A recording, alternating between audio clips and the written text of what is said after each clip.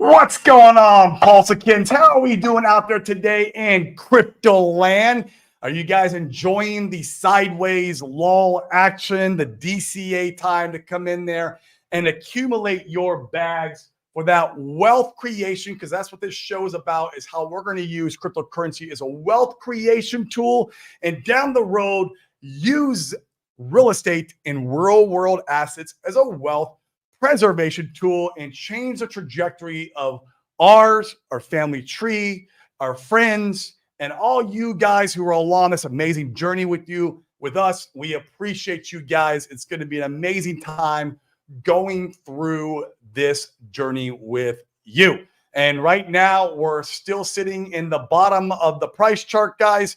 So if you were ever interested in DCA, and in my opinion, it's never financial advice. I am not a financial advisor, nor do I play one on TV. I'm not a CPA.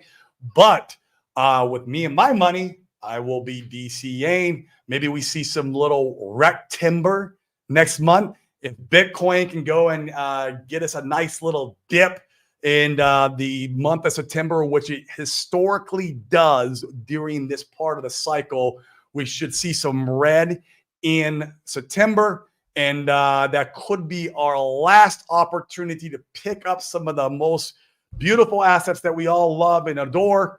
I'm ready for the rocket ship. So, guys, today we got a special show. I know you guys have heard us talk a lot about, the wealth preservation side of stuff, and how does that look, right? Part of it is like going into assets that are going to hold their value, ideally pay us some passive income, something that's not volatile. We love crypto. We all love crypto, but we all know during the bear market, you'll lose anywhere from 75%, if you're in Bitcoin, up to 99%. Hex, not to call anybody out, but you guys know that you lose that kind of value in the bear. So what are we going to do? We got to preserve that wealth that we made from the bull. Well, how do we do that? Well, by going into real world assets, in my opinion. And one way we could do that is if we can defer the tax from the sale of our said crypto. How amazing would that be, where you could actually take profits on the top of a bull run, get the money, go into real estate. We'll use real estate in this case because that is what we mainly know. There's other asset classes we could go into, like oil and gas, some stocks. But as I say, real estate, hold our position in real estate all through the bear while real estate's making a little bit of passive income. We got a little bit of appreciation. Now, it's nothing like crypto, but there's usually appreciation in real estate over the long haul. And it's going to preserve our wealth in a really good way. And then imagine a year or two go by, maybe a little longer if you're wanting to sit out of the bear market. Bitcoin, we usually bottom about a year from its top, but, altcoins don't really get going for, we know from this time around, about 2.5 years. Like, you can sit in that real estate deal, and then when it comes time, sell out of your position out of that, go back into crypto, and imagine doing all this without paying taxes. Now, I got a special guest today. He is a tax strategist, and this is what he specializes in, is in these type of vehicles where we could use, they're just tools, guys. They're just tools, right? We talk about how cryptocurrency is a wealth creation tool. Real estate, real world assets are a wealth preservation tool. But in between those, what if we could stick another tool and not be partnered with our favorite 3-letter agency friends? They're not my business partner. They didn't take the risk on my investments. Now, eventually, I'm going to have to pay them something. I get it. But in the meantime, I want to defer that as much as possible. And my friend I'm going to bring up today, guys, is a specialist in that.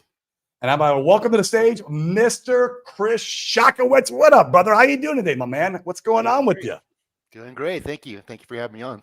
Yeah, we are blessed to have you on today. A lot of these guys are hardcore crypto folks. Some of these guys got some pretty good sized portfolios going into the bull run. And something like what you got going on, man, I think can be very, very advantageous to them. Unless they like partnering up with 3-letter agencies, which I don't.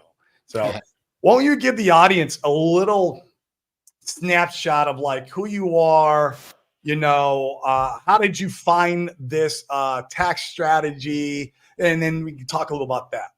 Okay. Well, my name is Chris Shokowitz. So I'm a tax strategist with defertax.com. And my career is quite variable. I actually started off, I was going to college and I was taking this honors chemistry test and I was complaining about it to my dad and he goes, "What are you going to do with that degree anyway?" And I go, "Okay, you're right." And so I quit college and I went and Great. I worked in all these various jobs. I ran, a trucking company. I ran loading docks. I was an auto mechanic. I did all kinds of crazy stuff. I was a machinist.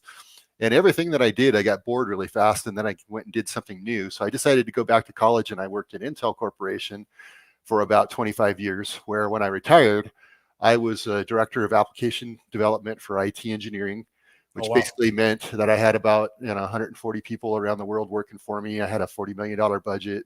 It was a very big time job. And I actually created the organization inside the company. But things were just changing. I didn't like the way the company's being run, and I decided to leave. So at 55, I retired, and I got bored like instantly. So I went to my place in Mexico for 2 weeks right after I retired, and then when I came back home, I was trying to figure out what to do, and I wrote a couple science fiction novels. I didn't know that about you. Okay. Yeah, I've actually won awards on both those science fiction novels. They're Let's see. Those are the book covers right there. But then I got kind of bored with writing, and I had a property that I bought in Santa Clara. By the way, in the meantime, I have been a real estate investor. Biggest building I owned was a 85-unit building in San Jose. It was about 12.5 million. I had started off with an 8-unit building and just kept flipping and getting bigger and bigger. And then I had a cousin who was in the finance business in Japan, and he left right before the Japanese crash. And he came and visited me and said, "Hey, Chris, the same thing's going to happen in the U.S. This is about 2004. He said, "You need to get out of real estate." Wow. So I did. It was a good move. Tell me. So I've been pretty heavily tied into, financial transactions. When I worked at Intel, I got every kind of stock option there is. I put some of that into real estate. I put a lot of it into the markets. So anyway, fast forward to about 2018, and I had a property that I owned in Santa Clara. It was my primary residence. I had left to go create this organization in Intel. So I went to the Folsom area and I rented out my old house, right? And it really sucked because I had literally just done the last improvement to that house. I literally just changed the front door to a brand new front door. I had done everything you could do to that house. And then it's like, "Oh, you got to move to Folsom." So I rent out the house. And then my wife and I decided to keep it just to see, if we ever wanted to go back, we would have that house in that area because it was a nice house. And we were visiting my brother-in-law. We go, "Hey, the traffic's bad. People are kind of rude. Do you ever really want to come back here?" And we're like, "No, let's not do that." So we sold the place. So we had bought it for like $575 and we sold it for $1.7 million. That's beautiful. And I was interviewing realtors, and one of these realtors basically said, "Hey, I know this guy who could defer the taxes on the sale of your house." I'm like, "Really? This is something I have never heard of. This is a primary residence. You can't do a 1031 exchange. What are we talking about?" So I go and talk to the guy, and he's now my business partner. So basically, I sold this house for $1.7 million. I had a $1.2 million profit. I put that into a trust. Never paid any taxes. Basically, generates $70,000 a year. I pay tax on the $70,000 a year, but I never paid tax on the 1.2. Because you're pulling it out, right? Right. Yeah, you're pulling that money out. It's not working for you. Well, and it's a 7% note on it, but I only pull out about 5%, so it grows by about 2%.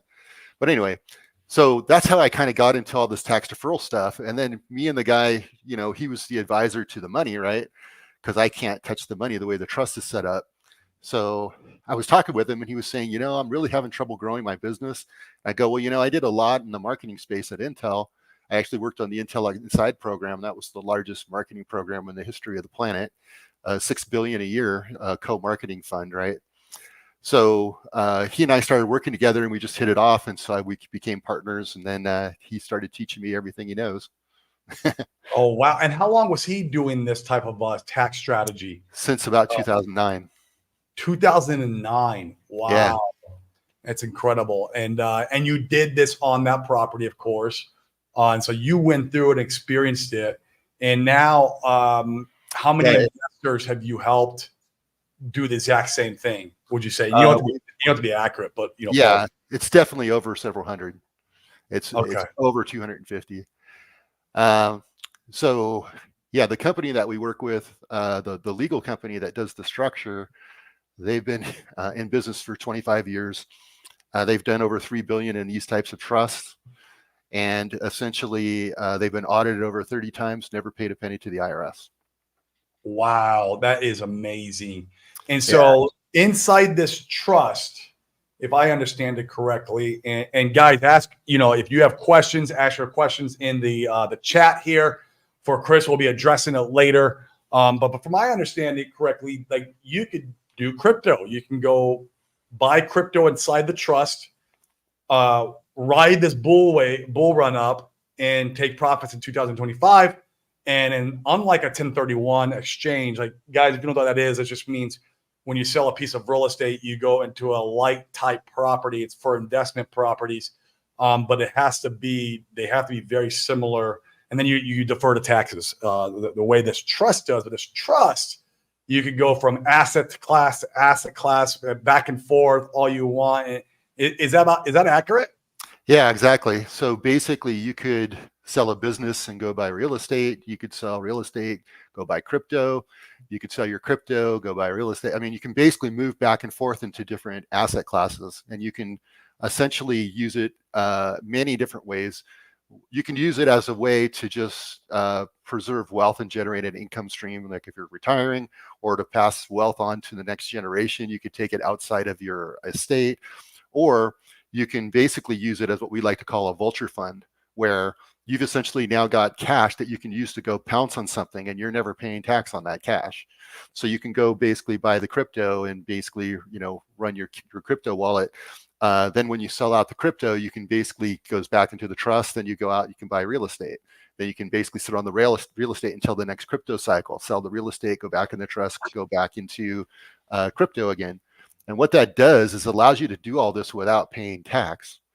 So I put together just like a one-page slide just to kind of show an example of the kind of power of it. I can share the screen for you there. This is absolutely amazing, guys. I mean, if you guys are not seeing the value in this, I mean, because literally you're not paying the 3-letter agency. You're able to use that money to go into your next investment with, meaning that full bulk of that cash or what you sold from crypto or whatever have you is now working for you. It's absolutely insane. Okay, go ahead. Yeah. So what happens today is if you're anywhere other than Puerto Rico, Puerto Rico is one of the other options. Yeah, exactly. One of the things that happens is you basically have a tax bill, and you'll have a federal bill as well as, on average, a state bill. That state bill can run anywhere from 5% or 4.5%, somewhere in that range, all the way up to about 14.4 in California. California just raised it this year to 14.4. It was 13. Rizal, you're in the audience. Are you hearing this? Yeah. So your federal tax rate is 20%, assuming you've got more than like 150 capital gain. Your Obamacare tax is 3.8%. And if someone by the name of Harris gets elected, apparently they want that federal tax to be 44%. Gotta love that. So basically, if you just take the low average, you're going to be somewhere in the 30% range of paying taxes. Now, if you're in Florida, you can drop that to, or if you're in Texas or something like that. Or Nevada is another one, I think, because the casinos are the ones who offset the taxes for the people. Yeah, and that's where I'm at, Nevada. Okay, no, there you go. But in general, you're losing about 30% of your money. It's a lot. It is incredibly a lot. Now, we take just a scenario where let's say you went through an example where year 0 was this tax year. And if you're paying that 30% tax, basically, let's say you made $1 million in gain in crypto. Okay. Now, and you paid 30% tax on that. That means at the end of the year, you have 700K left to go invest. Now, let's say you invested that, and let's say you got a 50% return on that investment and you went into real estate. All right. And so at the end of that year in real estate, you're looking at, after paying the tax, about 945. And then let's say you went back into crypto and made another 50%. Well, then you got about 1275. And then another year you make 50%. You keep flipping between these asset classes, and you're paying taxes every time on that flip. So you're ending up with about 1.7 million net after paying all these taxes. Now, if you do the same thing where you put that money into a trust, now there's some fees to set up the trust, but instead of having 700K, you're going to have over 900K to invest. And then in year 1, you're going to be looking at 1.3 and then 1.9 and 2.7, because we're not paying taxes each time we're going back and forth between these asset classes. It is massive. Look at the compound. Yeah. So just in 3 years and just making 50%, crypto can sometimes make more than these that. guys know. Right. So you're basically walking away with $1 million more of your money than if you're just constantly paying the taxes along the way. So, wow. So we basically were calling this a wealth preservation trust. So the idea behind it is there's a 1.5% or less fee to basically get it set up. Yep. And then there's about a 6.25% fee on $1 million, basically each year. But you can see where these fees are insignificant compared to the amount that you're actually saving, right? Right. And is there a minimum, Chris, that somebody would need when they're taking profits in crypto to where this would work for them? Yeah, the minimum is 500K. Okay. Which, guys, if you're taking profits in 2025, I mean, 500K, literally even 20, 40, 50X for some of your guys' portfolios, I know you'll be there and beyond. And so it's very interesting to be thinking about stuff like this, guys, and planning now to try to mitigate as much as possible. And unless you're moving to Puerto Rico like me and Dane did, that's obviously an option. And you'd have to move this year, like right now, like you're already.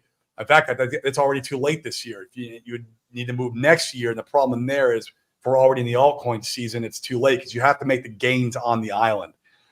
This here allows you to defer all that tax as much as you want. Is there any time limit constraints here, Chris, where can they just keep doing it back and forth for as long as they want? Say they have they're an entrepreneur, they have a great business, so that business forges their lifestyle, and they just want to use this strategy for investing where they're like, well, you know what, I'm going to keep doing this. Can they keep doing this so they retire? We're going all the way. The way this is set up, basically you can do it as long as you want. And the money in the account, unlike a charity type of an approach, this money is your money. It's not somebody else's money. So you can actually demand it at any time. The thing is, if you do take money out. I want to stop right there real quick. Sorry, Chris.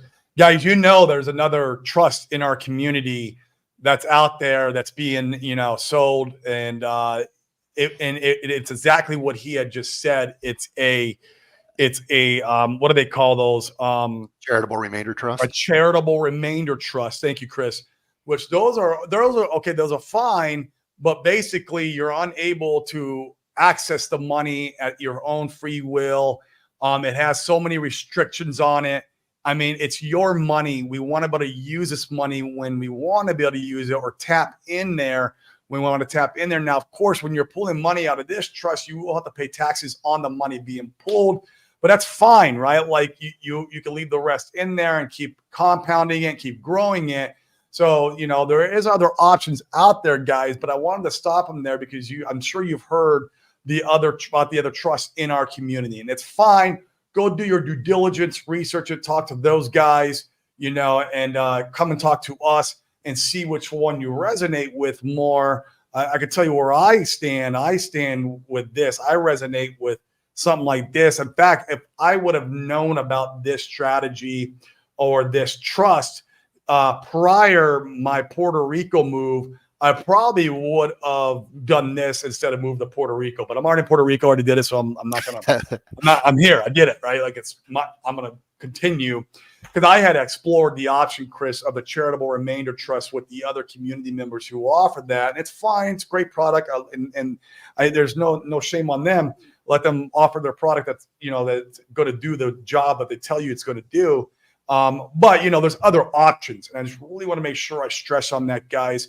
This, in my opinion, is an option that I would do and I would have done had I known about this, 2 years ago, a year and a half ago, even. And so, yeah, sorry, go ahead. I had to stop there, but there is other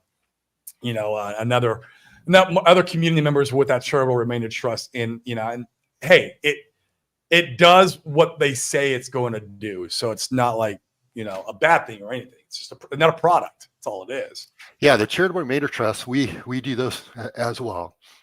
We do about 40 different tax strategies through our company. Say that again, 40? Yeah, well, over 40, yeah. You guys hear this? Guys, there's optionalities out there for you guys who are just going to not start thinking. Well, we have 4 ways to cut your tax bill by up to 50% this year. Oh my gosh, that's insanity. So there's so much stuff that you guys could be doing out there and planning now. I mean, a lot of you guys are going to make some serious money, in my opinion, in 2025. We all know that the Richard Hart ecosystem it's if the 5 rocket thrusters that we always talk about blast off, you guys are going to be pretty wealthy. Start thinking about this stuff. Remember what I always say, you have to become a millionaire here and here first before you can become a millionaire here. What happens is if you get a millionaire here first without here and here is it you lose the money. The money goes bye-bye. I mean, look at all the football players, lottery winners. That's what happens, right? The wealth preservation part of all this is probably it's just as important, if not even more, than the wealth creation part. You can go and create wealth, multiple times, but the key is to preserve it, keep it, generations. I'll even say, when I was working at Intel, I didn't have exactly what you just said, and so I had well over $1 million in stock at Intel around 2000, and I didn't even really kind of realize it because I was just focused on working. Sure. Then the market took a big turn, and it went okay. That $1 million went down to like 200K, and I went, you know what? I'm going to start paying attention to markets.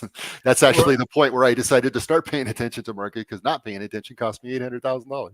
Right. So you started becoming a student.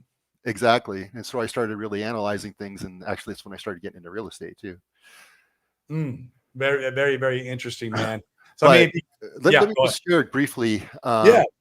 So the charitable remainder trust and this trust, the fundamental difference between the two: in a charitable remainder trust, you have some asset you own free and clear title wise. There's no mortgage, no loans or anything.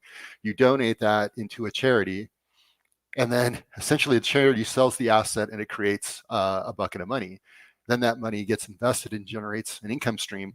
And then you, as the person doing the donation, you get something, depending on how you set up the trust, you can get anywhere from a 10% to a 50% tax deduction that first year when you create the charitable trust.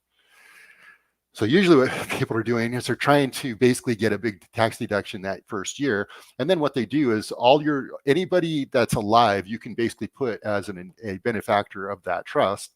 And then essentially it would start paying out an income stream. And let's say it paid it to you and you passed away, then it went to your kids.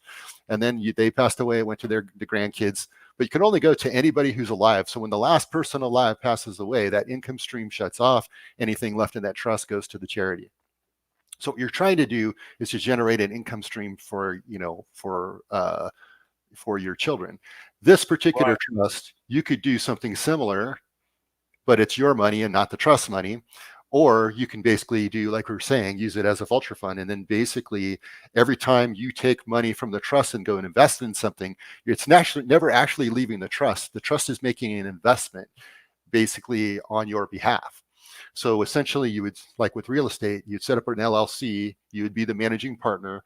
So let's say we'll call them the seller, the person who sold the crypto. They put the crypto money into the trust and they decided to go buy real estate. They set up an LLC. That LLC would then have the trust invest into the LLC. And then that managing member of that LLC would take that money, go invest it in real estate, operate the real estate. They could take all the income from the real estate themselves, doesn't have to go back to the trust. But essentially, when it sells, the trust must be at least a 20% partner in the venture. So 20% of the profit would go back to the trust plus the original money. And then you could also send the rest of the money back into the trust if you want to, or you can keep it. It's up to you. But when that sale occurs, you're basically making the decision, well, if you take everything, put it back into the trust, then you can take all that money tax-free, go put it into crypto for the next cycle, run that cycle, go back into real estate, just keep going back and forth and never pay the tax. That is absolutely insanity. Do you guys see the power of this particular tool versus what other options are out there? I mean, that is amazing, man. Yeah. Wow. Okay. Yeah, so I think that's a good enough summary without getting into a lot more detail at this point. Okay. Now when they're going back into crypto, or so that everything has to be done through the trust. So I want to kind of break this down. They will invest in the real estate through the trust, which is pretty explanatory. The LLC holds the real estate. Now, when they sell said real estate and they want to go back to crypto, the trust has to be the one that invests into crypto, right? Like they wouldn't be able to go and put it in their own personal hardware wallet. They would need like a trustee with the hardware wallet to go and invest. Is that somewhat accurate? Can you kind of break that process down for us so they understand? Let's put it this way. It depends. So what you can also do is you can basically set up a new LLC, have the trust invest in the LLC. The LLC essentially is buying the crypto, so you're not.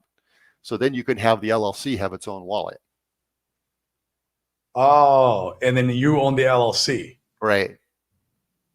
Oh, wow. Or you can do it the way that you described. We could actually do it either way. Now, the LLC way, basically crypto, usually people are moving relatively quickly. So then you would have essentially a much higher degree of control over that wallet, right? If you had your own in the LLC instead of having a third party doing transactions. Exactly. And your timing can be a lot more accurate. We all know crypto moves very fast. And sometimes timing is everything with crypto.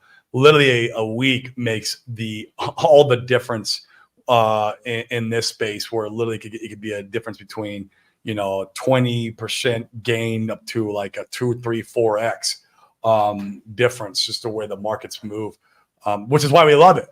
That's why we love the space. Guys, if you have any questions, drop them in the chat. I don't care how dumb you think they are. We got Chris on today. He's here for you guys. I want to be able to bring this strategy to you guys that we've, got with Chris on. He understands that you guys are crypto guys.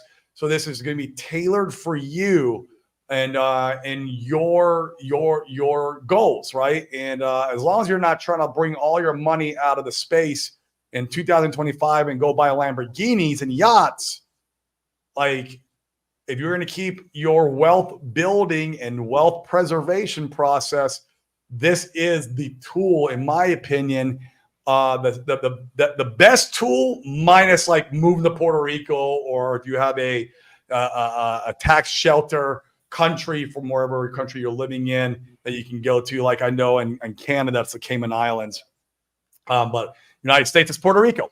So next to that, guys, this is literally, in my opinion, the best thing that's out there. I have searched high and low. I have, talked to a lot of different, tax strategists, including the one in our own community, which is fine. Those guys are great. I love them to death. They add a lot of value to our community. But in my opinion, man, this thing is freaking fire, man. Anything else you want to add, Chris, before I go into the chat? No, I think we can go into the chat. All right, so let's go and say hi to everybody. Red Squirrel. Oh, hey, what's up, man? How you doing, bro? What's going on, man? You building those NFTs or what? What's going on? Gingerbread man, I almost 100% liquid in my credit funding, making gigantic splashes. All of that, man. I know you are, bro. That's awesome, man. You have literally 10x your bag, which is crazy. Crypto boy, I bought $20 in the bottom. Man, you got to add a couple zeros. Not financial advice, though, of course. We need more streamers talking about this topic. Yeah, man, there's not enough about it because I just feel like the space, guys, crypto's great. I love it. But it's a very new asset class. It's a very immature asset class. And by that, you guys can go to Twitter and see all the toxicity and immaturity that's in this asset class. Everyone wanting to, get their 100x now is the mindset, right? And so like with that comes opportunity, of course, too, which is why we're here and all you guys are here. But there's not enough of this type of talking going around just because this asset class is so new. And like real estate's been around, guys, for freaking, I don't know, since the king and queens back in who knows how long, right? And it's been a wealth creation and wealth preservation tool just for like forever. And so like all this stuff's been applied to real estate along with all the other kind of tax strategies. But with crypto, no one's talking about it, man. Everyone's like, oh, I'll run my money through a mixer.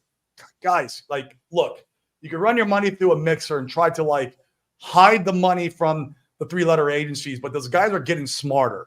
They're getting more creative. They're not dumb. Like that's the thing, man. And I like literally that's why I moved my family to Puerto Rico because I don't want to be living in fear because I ran my millions of dollars through a mixer, like, and I can't pull that money out and put it in my bank account because now there's a trail. Like I want to be able to enjoy some of this money. I want to be able to like not have to, worry about at night, me going to jail for tax evasion, guys. And this is the stuff that you really need to start thinking about. And we all need to start talking about a little bit more. It's wild to me how in crypto, none of this is ever being addressed. And it just shows, how early the asset class really is. So yeah, Tank Wheel, man, I love it. Lunacy Point. Hey gang, what up? What up? What up? Duke of Booze. What's up, my man? Tin Top, man. How's Arizona, bro? Is that beating your ass out there, dude? Puerto Rico's all right, man. I got a little humidity today. D Nice, man. Hey, man, I know you're out there still DCAing, D Nice. This could be a good strategy for you and your family, man. Not financial advice, but something that you might want to at least explore. That's it. At least explore, man. Yeah, Tank Will, great strategy, man. I had not heard anything like this out there. Like I said, it would have prevented me to move to Puerto Rico if I'd known about it a year and a half ago. But that's neither here nor there. I'm happy with my move. So it's pretty amazing how most Hexicans don't know about opening a trust and avoiding taxes. Yeah, man. I mean, there's just no education in the space. Obviously, guys, we have RG3 and Kinetics educating on the charitable remainder trust, and that's cool and all. That's just one tool. Let's get out there and learn about all the other tools that we got at our disposal and making sure that you guys need to start setting this stuff up now. Like get ready now, prepare now. Doesn't mean you have to like go pay all the fees right now. And like start exploring and having conversations though. Start creating the relationships. For example, like create a relationship with Chris and understanding how this works and being ready for when you take profits and ready to pull that trigger because you understand all the in and outs. You're doing yourself a disservice by not preparing now because that bull run's going to come quick.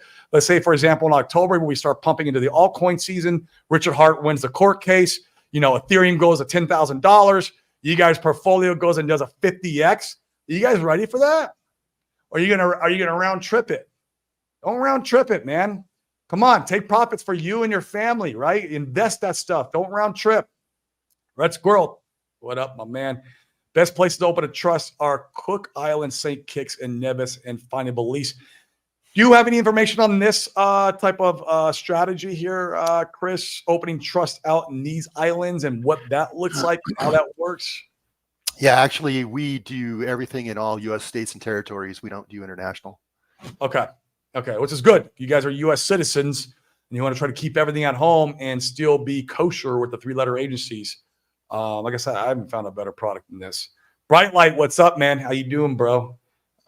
What's going on? How may talk to Paimon Mothada about crypto taxes, man. He knows the law. Yeah, I mean, so does Christo, man. He's a tax strategist, guys. He understands this stuff through and through. Corey, talk about your exit strategy. Man, my exit strategy is, I'm taking profits in the next altcoin season, which we're projecting here at the end of the year.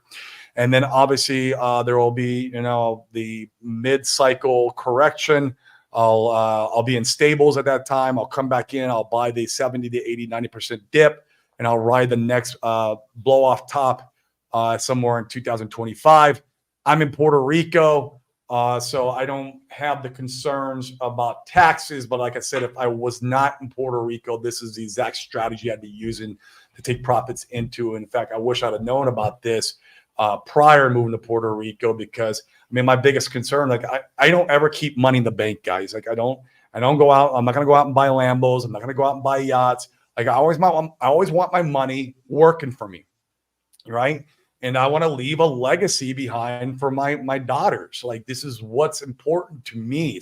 It's part of my why I do all this stuff. And so like for me, this would have been a perfect strategy, because I could have just stayed in Arizona and kept investing my money back and forth into the different asset classes that I know and love, preserve that wealth, and have that for my children. And taking some money out along the way. Not saying don't take some money, enjoy your life, but there's no point in going blowing your whole load in 2025, guys. You guys gotta like remember, millionaire here and here. If you want to stay a millionaire here, it's so true. Crypto BD, where do you find his services? So how do we want to do this, Chris? If they are interested in exploring this option a little more, should we have them reach out to us and then we drop a calendar link, or do you want to what will be your recommendation? We can do that either way. So however you want to play it. Okay. Guys, if you are interested in what Chris has to offer, DM me on Twitter or Telegram. Actually, do it on Twitter, because I Telegram, it gets lost in the sauce. And actually, you know what we'll do today? Let me let's do this. Do you have a calendar link? Actually, for the guys who are watching today, I think it could be good if we see if they want to book a call with you, Chris. Just defertax.com/Chris. Here we go. What is it? Defertax, DEFERTAX.com /Chris. Defertax.com/Chris. Guys, let them know that you came from the DeFi Crypto Alliance show, and that you're interested in using this for crypto, and he would be able to help coordinate some of this stuff for you. Bright Light says, can you use this to pay off a primary residence mortgage, vice versa, and reinvest later with the profits on top? So we have a different strategy for that. So basically, when you do this type of trust, you cannot be self-enriching. So the idea is a primary residence is self-enriching. You can use the income generated by the trust to pay your mortgage, but you can't use the cash from the trust to pay off a primary residence without paying the tax on the money first. Right. It's like the same, the three-letter agencies are looking at it like, okay, this is the same as him going out and buying a Lamborghini. Yeah, it's considered self-enriching. Right. So there are some other strategies to do that. They're more complex, and take a little while to talk through. But it all depends on what you're selling and what, how much capital gain, what's your basis, all that kind of stuff. Okay. Good to hear. Good to hear. So Bright Light, sounds like there's options. Explore. Guys, there's nothing wrong with having a conversation and starting to think about this stuff now. Yep. Crypto BD, will we be able to download this stream later? Man, it's on my YouTube.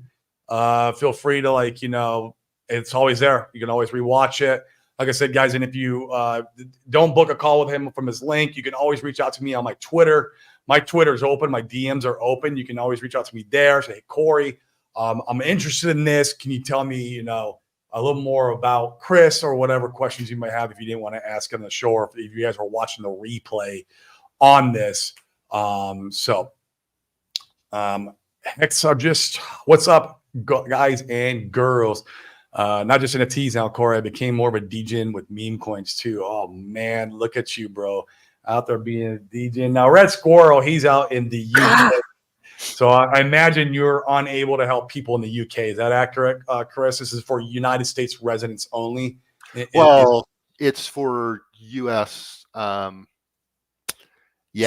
this trust basically is U.S. citizens. It's U.S. citizens. So there we go. Just making sure that you guys know that. Red Squirrel, I'm sure, man, there's stuff out there. Like, dude, like start exploring. And maybe you already have. Who knows? Maybe you already have. Mitch, man, I know, bro, dude. Like, dude, you should have moved to Puerto Rico when you had the chance. I'm kidding. I kid. He's out in AZ too, man. It is brutal out there. I actually might be in AZ though in December, Mitch. We should hook up for coffee, lunch, whatever in December because I'm out there for the holidays. It'll be fun, and it's nice there for once. If we invested in the crypto in our personal name, what's up, Catan? How am I doing, brother? How do I move the gains into the trust? Gifting to trust. How does private foundation differ from this trust? Pro cons of each of them. Great question. Yeah. So first off, the title that you have for the crypto, it doesn't matter in terms of going into the trust. The trust is its own legal entity. So what you're essentially doing at a high level is let's say you were selling real estate, just as an example. If I sell my real estate and I sell it to someone else, and that person basically gives me a note back instead of paying me cash, what I just did is called IRC 453 installment sale law. I just set up an installment sale, and basically the tax law says you don't pay tax on any cash you never received. Okay. So what we're doing is something very similar, but instead we're putting a trustee in the middle of the transaction. So basically when you're selling the property, you sell it to the trustee, then the trustee sells it to the buyer. The buyer brings their own cash, their own financing. Let's say the property is $1 million. The seller sells the property to the trustee for $1 million. Then the trustee in escrow immediately sells it to the buyer for $1 million. The trustee doesn't pay any taxes because they bought it and sell it for $1 million. The money basically drops into the trust account, which is a separate legal entity. So now that money is in a titled trust, which is a separate legal entity from you and from the buyer, right? So now that money's sitting there. I've never received any cash, therefore I pay no tax as a seller, but I get a note back from the trustee. So the value of all of this is I have an asset. It's called the note. The note says that this trustee is going to give me back my $1 million upon demand or pay me X% essentially on this money. So let's say we said 6% or 5%, whatever. We'll just pick a number of 5%. So my note rate's 5%. I now basically am holding an instrument that has value and it has growth at 5%. It's $1 million base with a 5% growth. There's a net present value to the note, et cetera. I could actually go sell that note if I wanted to. But if I hold on to it, now I've got the money sitting in the trust and I'm holding the note against the trustee, which describes all the legal terms in terms of the relationship between the two of us. Now, the key thing is that you as the seller have to keep it at arm's length from an IRS perspective. So you can't go in and do transactions against the trust. Otherwise, you'd have possession or control, in which case you'd be considered to have the money and have to pay the tax. So essentially, you would have an investment advisor, someone like myself, which I am, a licensed fiduciary. Our company is RIA, Registered Investment Advisors.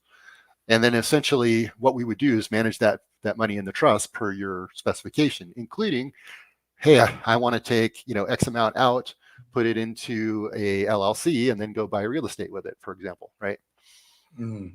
So what we do is we basically put together the plan first, make sure the plan's well understood, and then basically put the structure in place.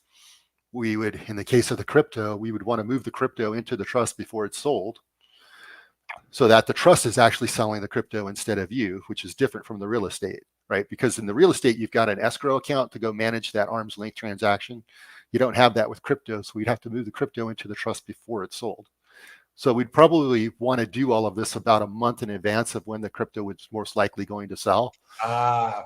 Bingo, there we go. There we go. And then you've got, this window where you could wait as long as you want. You could sell it in phases. You could do it all at once, whatever it is you decide you want to do. Now, I know you guys in your model, you're doing things, you're not doing stuff every day. You're basically more like on a weekly cadence, right? Yeah, if even that, right? Like we play the cycles. We're not traders, and most of the people here are the same. They're just in the accumulation mode right now, DCAing, and then when the time's right, end of this year, maybe next year, they're going to take profits. So it's a almost, I don't even want to call it a swing trader. It's just like market cycle trading, really, right, is what it is. So yeah. So there is no cost to set the trust up in advance. And basically, when the funds move, if you decide later, hey, I don't want to do this, you can back out. Up until the point that the funds sell, you have control of what you want to do. Once it's sold within the trust, though, it's within the trust, and you have to follow those rules. Right. Makes perfect sense. Now, the difference between this and a foundation is a foundation, you're setting up a separate company, which is essentially a charity. And what you're doing is you're funding the charity. Now, the charity could pay you a salary.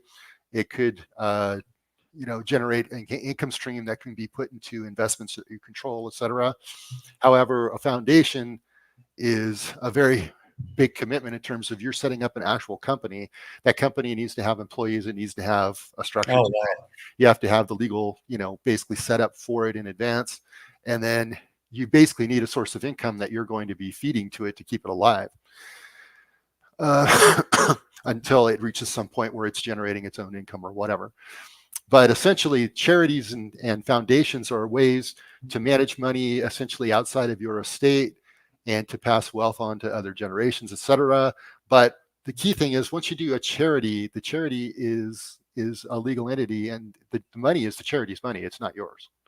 Right. So whether it's a foundation or a CRT or whatever, we can get to a lot deeper discussion about all of the charitable structures. There's about 15 of them, and the right one kind of depends on your goal. But yeah, so the big thing is a foundation would be like almost the maximum workload on you in terms of doing something with a charity. There's a lot of other things you do that are a lot less work for you, a lot less expensive as well. Right. And you have a lot more control. That's everything. Great question. This is what I need for a plan that everyone talks about in this. But yeah, Mitch, man, book a call, bro. Could be something that you could work really well for you. What happens upon death? Spouse or kids will have to pay the taxes? Nope. So it's basically fully inheritable, and you can pass, basically it's up to them. If they want to sell it and pay the tax and take the cash, they can do that. They want to leave the structure in place, they can do that. Because it's a separate legal entity, it lives beyond you. So right, when you pass away, your asset is the note, and the note is inheritable. So they would inherit the note and basically the whole legal agreement as well as the ownership of the money, right? Just like if I had a note on a piece of property and I passed away, well, that doesn't mean I now have to pay the tax or I lose that money. Instead, that note goes on to my spouse or to my children or to whoever, to my estate. And then all the terms of the note are still fully enforceable against the asset, right? Right. That's great, man. Yeah, man, this thing, it gets sexier and sexier, if you ask me. Just in case Chris gets busy when we want to do the strategy with a professional, do you say we're looking for a crypto tax deferred expert?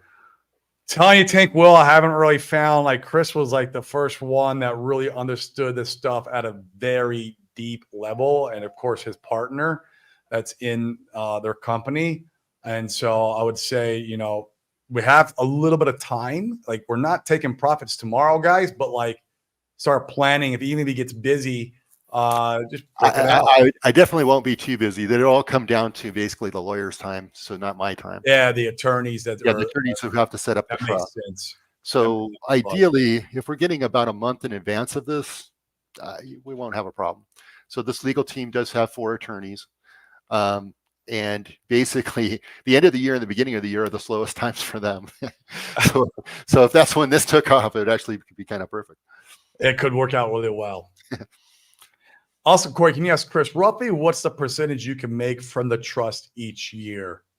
Are you talking about what you can take as far as money out, Tank Will? Because that's like you can take if you want to take as much as you want out, you just got to pay the tax on it. Is that accurate? True. Now, in terms of the income it can generate, it depends on your investments and your appetite for risk, right? Right. So if you want to go invest in basically flipping houses, you can go do that. And you can make a 50% return, right? You're taking the risk on flipping the houses. You just basically set up that separate company that the trust will invest in that company and you can go flip houses. Now, if you want to just have the money in the trust and sit there and don't invest in the real estate until the next cycle, well, then we would be looking at a whole plethora of investment strategies. We actually have 40 different money managers, 20 different insurance companies, over 50 different alternative investment strategies. So really, it's like, what do you want to do? And then we'll sit down and talk through, okay, well, here's the strategy to accomplish your goal. It's great. Guys, his number one job is to like make sure you're not partnering with our favorite 3-letter agencies. Yeah, like, exactly. That's his mission in life. Like, it's freaking awesome, guys. Come on. Still the easiest to do is move PR. Yeah, man. I mean, if you want to come out here and do all this, I love it. Don't get me wrong. But like I said, Paul, man, I would probably have done this. You know, I didn't like the Chettle Remainder Trust that, you know, the community has. And so like, that was not I almost did that actually. It was like between that or PR. And I was like, I was weighing them both out for a while. And then I chose PR because obviously it has your inconveniences, right? You got to move to a freaking tropical island. You got hurricanes. You got, you know, power goes out. It's a Saturday, guys. I was 20 hours without power and water. It sucked, right? Like this is the part that, you know, that we have to suffer through for this. So if I'd known about this, Paul, I mean, honestly, bro, I probably would have just done this and stayed in AZ. But I mean, you know, it's different for everybody. Everyone's got different goals, finances, like where you at in your life. You have kids, you got a wife, you got like, you know, how old are you? Like, there's a lot of things that go into this stuff, guys. It's no cookie cutter, that's for sure. I'm probably going to move to Hong Kong. Dude, Red Squirrel, do it, bro. I love China. I'm going to be out in Shanghai, hopefully next year. My wife's from Shanghai, so I would love to go to Hong Kong, man. Never been there. And Macau. Macau would also be a great place to go visit. That's where all the casinos are at. Steve, great catching love. Big replay fan. Yeah, man. What's going on, bro? Thanks for tuning in. Thanks for getting experts on. Yeah, man. I mean, the key is, guys, is I never want to be the smartest person in the room.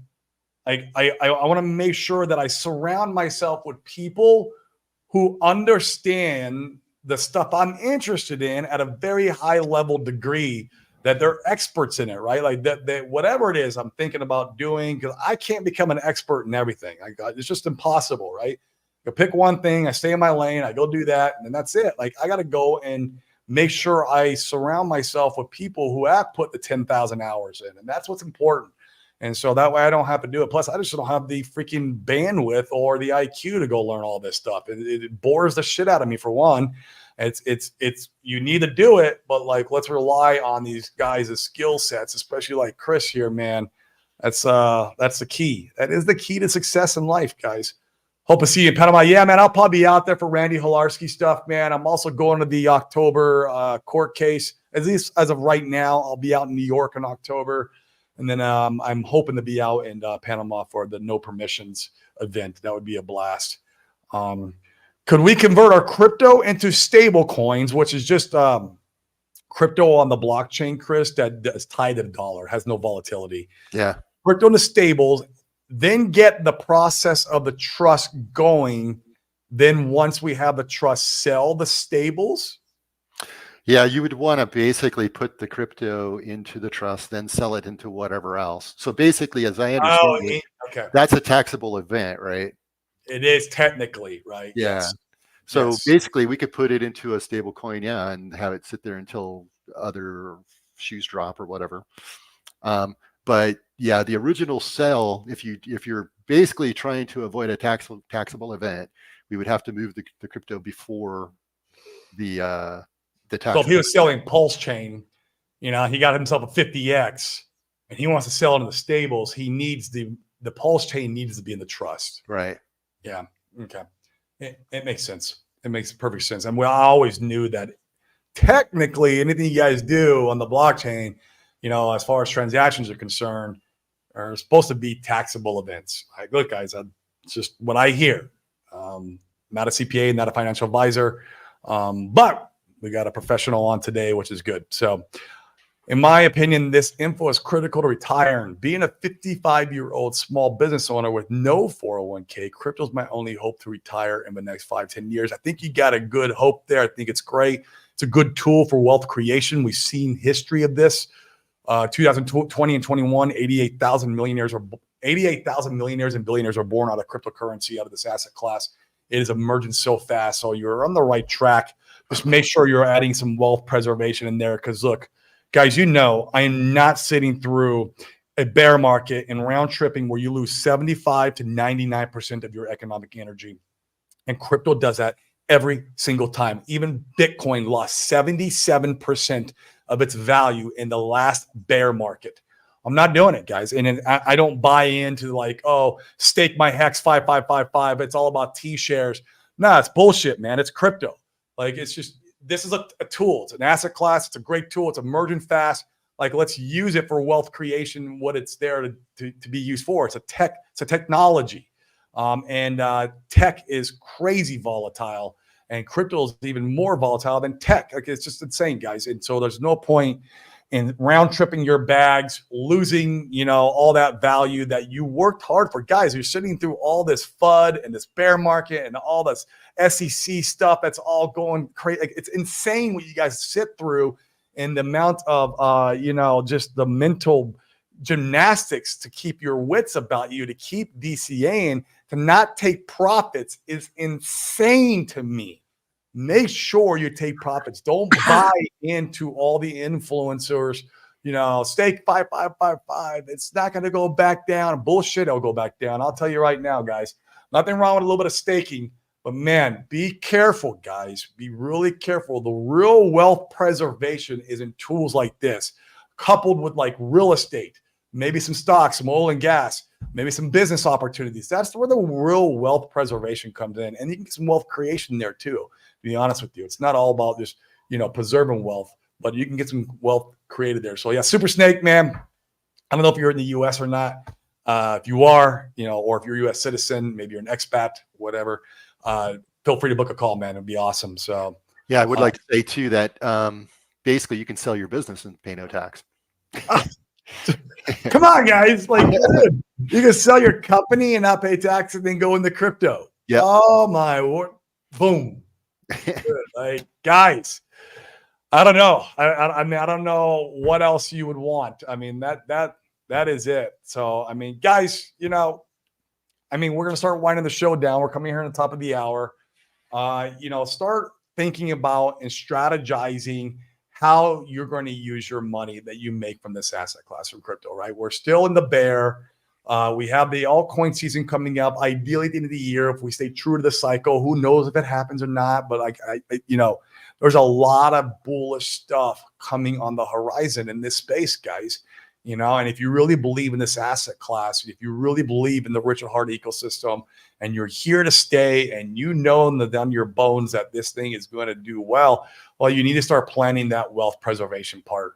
And this is, one of those tools that can really preserve the wealth for you, your family, for generations to come. Can all Super Snakes that too. Because, if you're an entrepreneur or you're an investor, you probably don't have a 401k, you don't have any other, tax advantage type, tools. This is a great one, guys. Like I said, I've done a lot of research, a lot of, digging, a lot of talk to a lot of people, including the guys in our community. And like I said, if I'd have found this, a year and a half ago, I probably wouldn't be sitting here in Puerto Rico. I'd be sitting in Arizona. So, I mean, that's a God honest truth, like literally, because I almost literally went with the tax of the charitable remainder trust instead of moving out here. But then I just, I prayed about it, and I was like, you know what, I'll go to Puerto Rico.